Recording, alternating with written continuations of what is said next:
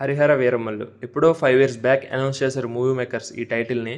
ఇంకా అనౌన్స్ చేశాం కదా, ఏదో ఒకటి తీయాలి, ఏదో ఒక అవుట్పుట్ ఇవ్వాలి అని ఇచ్చినట్టుంది మూవీ చూసిన తర్వాత. నాకైతే నచ్చలేదు గాయస్, నాకైతే జస్ట్ యావరేజ్ ఫీల్స్ అంతే. Movie starts well, intro scene and Machilipatnam fight sequence, first half అంతా డీసెంట్గా బాగా తీశారు. మ్యూజిక్ కూడా చాలా హెల్ప్ అయింది. యాక్చువల్లీ ప్రాబ్లం అంతా ఇక్కడే. సెకండ్ హాఫ్ సీరియల్ టైప్లో వెళ్ళిపోయింది. ఫస్ట్ హాఫ్లో 50% వర్క్ అయిన సెకండ్ హాఫ్లో పెట్టుంటే మూవీ ఒక రేంజ్లో ఉండేది. బేసిక్ ప్లాట్ విషయానికి వస్తే, హీరో వజ్రాలు దొంగతనం చేస్తూ ఉంటాడు. ఒక విలువైన వజ్రం, కోహినూర్ వజ్రాన్ని దొంగతనం చేయాల్సి వస్తుంది. ఈ బ్యాక్డ్రాప్తో మొదలైన మూవీ సెకండ్ హాఫ్ వరకు బాగానే వెళ్తుంది. వన్స్ సెకండ్ హాఫ్ స్టార్ట్ అయిన తర్వాత ధర్మం కోసం యుద్ధం, న్యాయం కోసం ధర్మం అనుకుంటూ ఎటేటో వెళ్ళిపోతుంది మూవీ. సెకండ్ హాఫ్ మొత్తం ఇదే టెంప్లెట్, ఏం ఉండదు.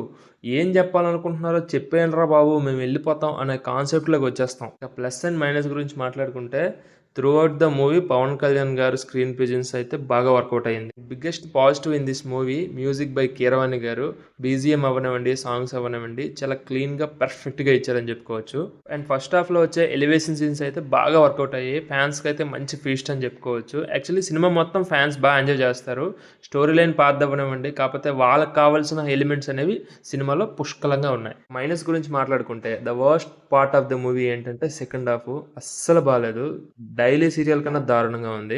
And second thing, Nidhi Agarwal అసలు ఆ క్యారెక్టర్ ఎందుకు పెట్టారో కూడా నాకు అర్థం కాలేదు. ప్రమోషన్స్ కోసం బాగానే కష్టపడ్డారు ఆవిడ బయట, కాకపోతే మూవీలో అయితే ఆవిడ కష్టం నాకు కనపడలేదు.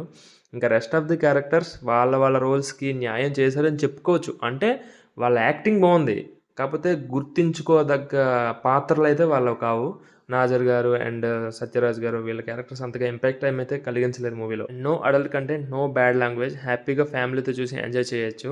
ఈ మూవీ అవుట్పుట్ రిజల్ట్ చూసాక ఇంక మేకర్స్ కూడా రిలాక్స్ అయిపోతారు. ఇంక దీనికి పార్ట్ 2 వస్తుందని హోప్స్ అయితే వదులుకోండి. ఖచ్చితంగా దీనికి పార్ట్ 2 అయితే తీయరు. ఇంకా ఫైనల్ వర్డిక్ట్ ఏంటంటే, ఫ్యాన్స్కి అయితే మంచి ఫీస్ట్ అని చెప్పుకోవచ్చు. ఫ్యాన్స్ విషయం వదిలేయండి, వాళ్ళు బాగున్నా బాగాలేకపోయినా చూస్తారు. ఇంకా నార్మల్ ఆడియన్స్ విషయానికి వస్తే జస్ట్ యావరేజ్ వన్. ఏదో పీరియడిక్ ఫిల్మ్ అని ఎక్స్పెక్ట్ చేసి వెళ్ళకండి. ఒక నార్మల్ ఫిల్మ్ అనుకుంటూ వెళ్ళండి. You will enjoy it. That's it for the movie review of Harihara Veeramallu.